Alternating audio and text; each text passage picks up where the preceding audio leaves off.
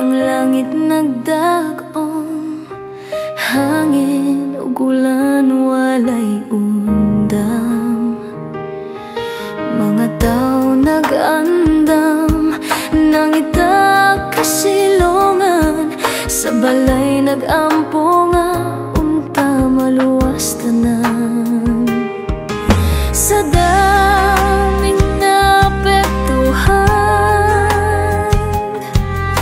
lahat napanghinaan, maging buong Cebu ngayon ay nahihirapan.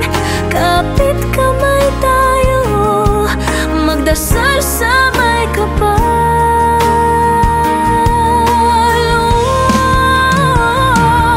Babangon tayo, lalaban sa pagsubok na ito, dahil walang ibang paraan kundi harapin ito.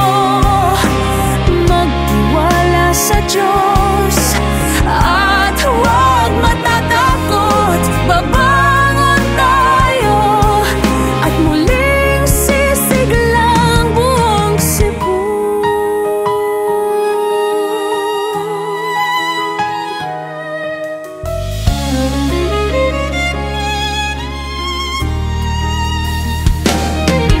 Mga tubig ni ahwas, daghang balay gianon, mga tingog naghilak sa kahadlok,